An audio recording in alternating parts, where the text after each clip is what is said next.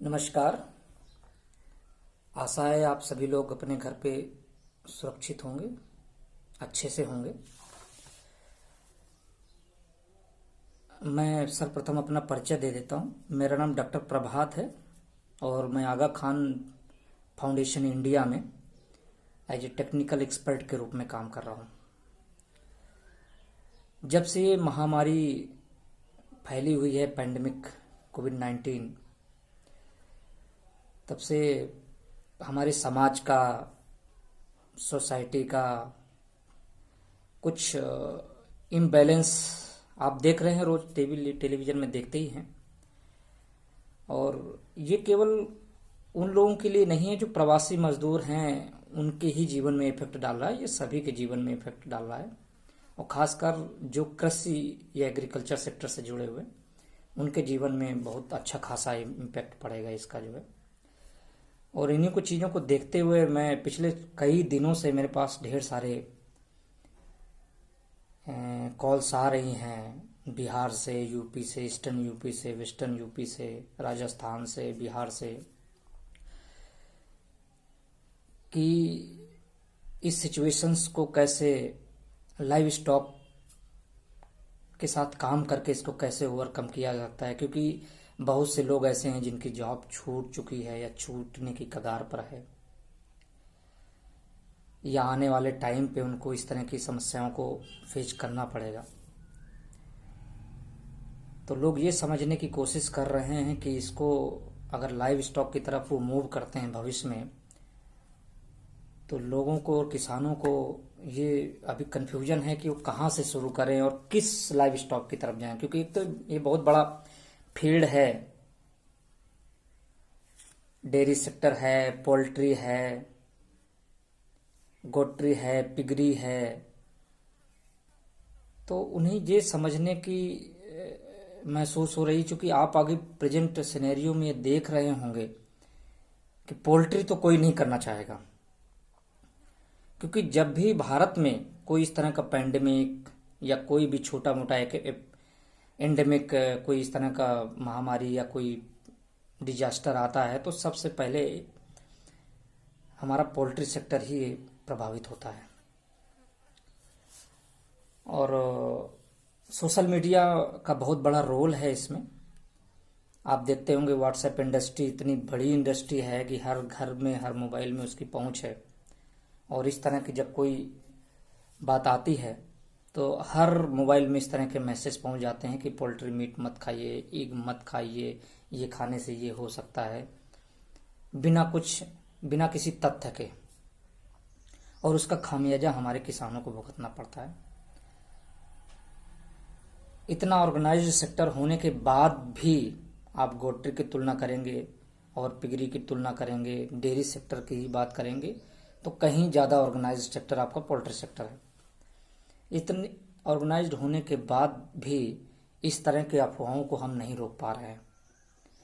ना कोई institution develop है हमारे पास इस तरह की अफवाहों को रोकने के लिए, ना हमें उतना सपोर्ट गवर्नमेंट से मिलता है।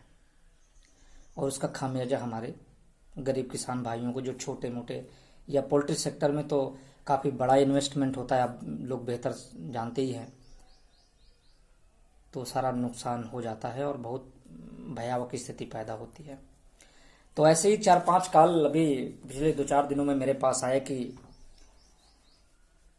सर, नियर भविष्य में अगर हम कुछ करना चाहते हैं कुछ लाइव स्टॉक में, तो हमारे लिए कौन सा बेहतर विकल्प होगा। विकल्प सब बेहतर हैं, बस इन्वेस्टमेंट की बात है कि किस में इन्वेस्टमेंट ज़्यादा है, किस में कम है। डेयरी की बात करेंगे, पोल्ट्री की बात करेंगे, तो एक इनमें बड़ा इन्वेस्टमेंट है। मैं उसके लिए कभी सेपरेट एक वीडियो बनाऊंगा तो उन चीज़ों को डिस्कस करूंगा। लेकिन आज मेरा उद्देश्य सिर्फ उन लोगों के लिए है जो काफ़ी पुअर हैं और जिनके पास उतना पैसा नहीं है कि वो इतने बड़ी रकम लगा सकें या इन्वेस्ट कर सकें। तो अगर देखा जाए तो पोल्ट्री में काफ़ी बड़ा इन्वेस्टमेंट है, डेयरी में काफ़ी बड़ा इन्वेस्टमेंट है। हाँ, इन्वेस्टमेंट ज़रूर है, लेकिन जो टर्नओवर है वो रेगुलर जल्दी से जल्दी आना शुरू हो जाता है। लेकिन उनके पास, जिनके पास पैसा नहीं है इतना, कि वो इतना इन्वेस्ट कर सके, तो उनके लिए गोट्री बकरी पालन एक अच्छा व्यवसाय साबित हो सकता है। बकरी पालन चूंकि इस वजह से बेहतर हो सकता है, रिजल्ट बकरी पालन के आने में थोड़ा समय लगता है, टर्नओवर काफ़ी लेट होता है, चूंकि एक लंबा पीरियड होता है, प्रेगनेंसी पीरियड होगा, किडिंग होगी, इसके बाद जो है एक 8 महीने 10 महीने 12 महीने बाद एक सेलिंग टाइम आएगा उस समय, तो एक लंबी साइकिल है वो।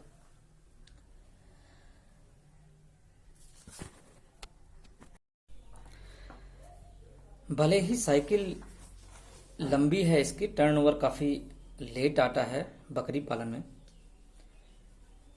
लेकिन मैं कहूँगा बकरी पालन एक शानदार व्यवसाय है। मैं शानदार व्यवसाय इस वजह से कहता हूँ, ये शानदार व्यवसाय उन लोगों के लिए कहता हूँ जिनके पास इन्वेस्टमेंट करने के लिए ज़्यादा पैसे नहीं हैं, क्योंकि आप तुलना करेंगे, अगर पोल्ट्री से तुलना करेंगे, डेयरी से तुलना करेंगे, पिगरी से तुलना करेंगे इसकी, तो इसमें इनपुट नहीं है ज़्यादा। अगर आप डेयरी की बात करेंगे तो शुरुआत में इंफ्रास्ट्रक्चर की काफ़ी बड़ी ज़रूरत पड़ेगी, एक इनपुट्स देने की, प्लस डेली रूटीन में जो उसे राशन चाहिए, जो केयरिंग चाहिए, वो काफ़ी इंटेंसिव है। यही हल पोल्ट्री का है। अगर आप लेयर करते हैं तो ज़्यादा बड़ा इन्वेस्टमेंट है। अगर आप ब्रॉयलर करते हैं तब भी आपको स्टार्टर, शुरुआत में प्री स्टार्टर, स्टार्टर, फिनिशर और वैक्सीन, तरह तरह के टॉनिक्स, मतलब मेरा कहने का ये मतलब है कि डे फर्स्ट से आपको लास्ट तक आपको इंटेंसिव केयरिंग की जरूरत है। अगर यही आप बात गोट की करते हैं तो गोट में इस तरह के इंटेंसिव केयरिंग की जरूरत नहीं है, बहुत ज़्यादा इनपुट नहीं है। और आज हम प्रेजेंट सिनेरियो में देखते हैं कि जो लोग गोट रेयरिंग कर भी रहे हैं, कमर्शियलाइज ना कर रहे हों, जो गांव में भी 10 या 15 या 20 का फ्लॉक के साथ हैं, तो कोई स्पेशल दाने की जरूरत नहीं है उनको, उनके लिए फूडर अवेलेबिलिटी विलेज लेवल पे अवेलेबल है, तो बहुत कास्ट के टेंशन्स नहीं है फार्मर्स को कि डेली इनपुट के लिए उन्हें डेली रूटीन में उनको पैसा चाहिए उसके लिए। तो एक ये शानदार व्यवसाय है, बस इसमें थोड़ा सा मैनेजमेंट की जरूरत है। कई बार हमारे किसान भाई, जिन लोगों से मेरी पहले बात हुई है और जिन लोगों ने शुरू किया था लेकिन वो सफल नहीं हो पाए, तो उसके पीछे कुछ रीजंस निकल के आए जब मैंने उनसे बात की। एक तो सही मैनेजमेंट का जो तरीका होता है, एज के अनुसार, जो उसके फीडिंग का है, ब्रीडिंग का है, हाउसिंग का है, ये सारे मैनेजमेंट सही तरीके से अगर टाइम टू टाइम किए जाएं तो मुझे लगता है एक बेहतर रिजल्ट निकल के आएगा बकरी पालन में। और बकरी पालन में सबसे पहले किसान ये जानना चाहता है, मैं उन लोगों के लिए बात करता हूं कि जो करंट प्रेजेंट स्थिति में जो लोग बकरी व्यवसाय शुरू करना चाहते हैं, छोटे फार्मर्स, 15 से 20 से 25 से 30 बकरी पालन से, तो मैं उनसे यही अनुरोध करूंगा कि कई बार लोग ये सोचते हैं कि अगर कोई बिहार का किसान है या कोई ईस्टर्न यूपी का किसान है और वो कहता है कि नहीं सर मैं राजस्थान की सिरोही बकरी पालना चाहता हूँ, तो मेरा उन किसान भाइयों से अनुरोध है कि अगर आप शुरुआती दौर पे अगर आप 15 या 20 के फ्लॉक के साथ, मैं उन लोगों के लिए ही ये वीडियो बना रहा हूँ जो जिनके पास इन्वेस्टमेंट कम है या कम पैसा है, तो अपनी किसी लोकल जो उनके आसपास अवेलेबल ब्रीड है या नस्ल है, जो आप उसी से काम शुरू करिए। बस उसमें से कुछ चीज़ों को ध्यान रखने की ज़रूरत है। मैं क्यों आपसे अनुरोध कर रहा हूं कि आप बाहर की ब्रीड्स को मत ले आइए, क्योंकि उसमें आप चूंकि आपके पास इन्वेस्टमेंट, बहुत बड़ा कमर्शियल फार्म नहीं खोलने जा रहे हैं, आप केवल शुरुआत कर रहे हैं, और शुरुआती दिनों पे आप कहीं से बाहर से कोई ब्रीड्स लेके आते हैं, वहाँ की क्या क्लाइमेट कंडीशन है, एनवायरनमेंट उसके लिए सुटेबल है या नहीं है, और फिर क्वारंटाइन शब्द से आप लोग तो बेहतर परिचित हैं इस समय।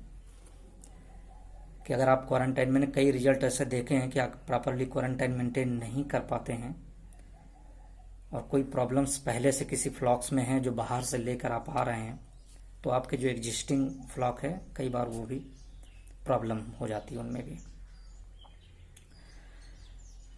तो जो भी लोकल अवेलेबल फ्लॉक है बकरी का, आप उन्हीं से काम शुरू करिए, बस कुछ विशेष चीज़ों को ध्यान में रखते हुए कि आप जो भी बकरियों का या डो मदर का जो मदर स्टॉक है उसका जब चयन करें तो उसकी हिस्ट्री देख लें कि उसकी पहले हिस्ट्री क्या रही है। अगर वो ब्लैक बंगाल है तो क्या उसकी किडिंग कैपेसिटी, लीटर साइज कितना है, लीटर साइज का मतलब है यहाँ मेरे कि कितने बच्चे दे सकती है वो, जनरली 2 या 3 बच्चे देती है, तो क्या ऐसी हिस्ट्री तो नहीं है कि वो एक ही बच्चा देती रही हो, या पहले से कोई उसको बीमारी रही हो, या अभी कोई बीमारी हो, या कोई संक्रामक गर्भपात जिसे इंग्लिश में ब्रुसलोसिस बोलते हैं, इस तरह की कोई बीमारी से पहले ग्रसित रही हो। तो इन सब चीज़ों का ध्यान देकर ही बकरी मदर पेरेंट्स स्टॉक को आप खरीदिए। और दूसरी साथ मोस्ट इम्पॉर्टेंट बात हो जाती है बकरे की। ज़्यादातर किसान भाई बकरियों पे ज़्यादा ध्यान देते हैं, बकरे पे ध्यान नहीं देते। लेकिन हमारे वेटनरी में कॉन्सेप्ट है कि buck is the half of the herd. अगर हम बकरे को सही तरीके से ध्यान नहीं दे पाए तो हमारा हर्ड ज़्यादा दिन तक सरवाइव नहीं कर पाएगा। तो मैं उसके लिए किसान भाइयों को ये कहना चाहता हूँ कि बकरे का चुनाव आपको बेहतर तरीके से करना होगा। हर 20 या 25 बकरियों के लिए एक बकरा स्टैंडर्ड है, मानक है उसका, कि अगर एक 20 बकरियों का फ्लॉक है या 25 बकरियों का फ्लॉक है तो उसमें एक बकरा रखना पड़ेगा आपको। उसका अलग से देखभाल करनी पड़ेगी, अलग से फीडिंग मैनेजमेंट है, उसकी हेल्थ मैनेजमेंट है, बेहतर ध्यान रखना पड़ेगा उसका। और अभी समय है, और एक तो ये चीज़ों का ध्यान है कि आपका जो स्टॉक आप शुरू करेंगे उनका किस तरह से ध्यान रखते हैं, ये बड़ी इंपॉर्टेंट बात है। दूसरा, किसान भाई प्रॉब्लम करते हैं कि उनको लगता है कि हमारे पास फूडर अवेलेबिलिटी है, पत्ते खिला लेंगे, हम ग्रेजिंग करवा लेंगे या चरा लाएंगे। तो जब आप थोड़ा सा कमर्शियलाइज जाते हैं, 20-25 का फ्लॉक, और फ्यूचर में आप आगे बढ़ना चाहते हैं, तो मुझे लगता है कि आपको थोड़ा सा प्रिपरेशन की ज़रूरत है। तो मैं उन किसान भाइयों को जो आने वाले 2-3-4 महीनों में ये सोच रहे हैं कि इस व्यवसाय के साथ हम जुड़ेंगे और इसमें काम करेंगे, तो उनसे मेरा अनुरोध है, या मैं उनको एक सजेशन देना चाहूँगा कि आप अभी से, क्योंकि ये मई का महीना चल रहा है, फिर जून है और जुलाई आएगा, तो जुलाई में जैसे बारिश हो, तो यदि आपके पास जगह है, लैंड है, अवेलेबिलिटी है थोड़ी बहुत लैंड की, तो आप कुछ फोडर्स पहले से ही लगा लें। भले ही गांव में आपके पास पेड़ों की उपलब्धता है, लेकिन इसके बावजूद भी आपको कुछ पेड़ रोपण कर लेने चाहिए। उनमें से कुछ 1-2 पेड़ मैं आपको बताता हूँ, जैसे सहजन है, जिसे मोरिंगा बोलते हैं, इंग्लिश में ड्रम स्टिक्स बोलते हैं। ये बहुत ही अच्छा पेड़ होता है, बहुत ही न्यूट्रिशियस होता है। और दूसरा हाथी घास, जिसे हाइब्रिड नेपियर बोलते हैं, जिसका बायोमास बहुत अच्छा होता है। अगर आप लगाएंगे तो ये बहुवर्षीय होता है, एक बार अगर लग गया तो आपका कईयों साल तक चलेगा, और हरा चारा आपको आसानी से आपके घर पे ही उपलब्ध होता रहेगा। क्योंकि सबसे बड़ी समस्या इन्हीं 2 चीज़ों की आती है, जब हम स्टॉक को बेहतर नहीं बनाते हैं। स्टॉक को बेहतर बनाने के लिए आपको बकरे को बेहतर चुनाव करना पड़ेगा और बेहतर तरीके से उसका मैनेजमेंट करना पड़ेगा। और दूसरा, फोडर की अवेलेबिलिटी कंटिन्यू बनी रहे हर महीने उनको, तो उसके लिए कुछ फोडर आपको अपने पास लगाने पड़ेंगे। इसके साथ साथ तीसरी सबसे बड़ी समस्या आती है कि हेल्थ। ये जान के किसान भाइयों आपको खुशी होगी, या सभी लोगों को, कि बकरी जो हमारी है बहुत ही हार्डी, एक मजबूत किस्म की एनिमल्स है, जानवर है, उसको जल्दी से कोई बीमारी नहीं फैलती। लेकिन अगर फैलती है तो आपने कभी कभी देखा होगा कि अगर शाम को एक बकरी बीमार है तो सुबह तक पता लगा आधा 50% से ज़्यादा बीमार हो गई, और उसके अगले दिन पता लगा 50% बकरियां खत्म हो गई। तो कुछ बीमारियां हैं जो बहुत ही खतरनाक हैं, उन बीमारियों का आप नियमित टीकाकरण करवाएं, जैसे पीपीआर बीमारी, जो कि बहुत ही मोर्टेलिटी काज करती है, इससे बकरियां ज़्यादा मरती हैं, उनका नियमित टीकाकरण कराएं। एंटेरोटॉक्सीमिया है जिसे ईटी बोलते हैं, उसका टीका करवाएं। गोट पॉक्स है, उसका टीका करवाएं, और सही समय पर उसको कीड़े की दवा पिलाते रहें। इतना करने में बहुत खर्च की जरूरत नहीं है। आपका 100-200 रुपए में सारी चीजें कंप्लीट हो जाएंगी, और इससे आपका एक बेहतर फ्लॉक नजर आएगा। तो इन सब चीजों के साथ मुझे लगता है कि उन किसान भाइयों को जिनके पास अभी करने के लिए कुछ नहीं है कुछ ज़्यादा, और वो इस क्षेत्र में आना चाहते हैं, खासकर बकरी पालन से जुड़ना चाहते हैं, तो एक ये शानदार व्यवसाय है। और मुझे लगता है कि कुछ तकनीकी जानकारियों के साथ, कुछ मैनेजमेंट के साथ अगर आप इनको करते हैं तो एक बेहतर रिजल्ट आपका भविष्य में मिलेगा। क्योंकि अब समाज का एक बहुत बड़ा हिस्सा आप देख रहे होंगे कि वो नॉन वेजिटेरियन मांस की तरफ बढ़ रहा है, और डिमांड दिन ब दिन बढ़ती जा रही है। बकरी के मांस में ना किसी धर्म का रोक है, ना किसी जाति की रोक है। हर धर्म के लोग बकरी को खाते हैं, हर जाति के लोग बकरी को खाते हैं, और मार्केट की कोई कमी नहीं है। बस थोड़ा सा हमें एसेस करना पड़ेगा शुरुआत में, मार्केट की एसेसिबिलिटी या जानकारी लेकर के हमें काम करना पड़ेगा, और एक बेहतर रिजल्ट मिलेगा। इन्हीं सब बातों के साथ मैं आपके अच्छे भविष्य की और आपके स्वास्थ्य की कामना करते हुए अलविदा चाहूँगा। और बकरी संबंधित किसी भी अन्य जानकारी के लिए, टेक्निकल जो भी आपको जानकारी चाहिएगा, मैं हमेशा आपके साथ हूँ।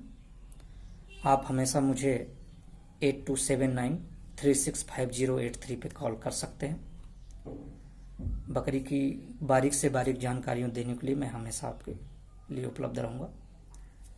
धन्यवाद, नमस्कार।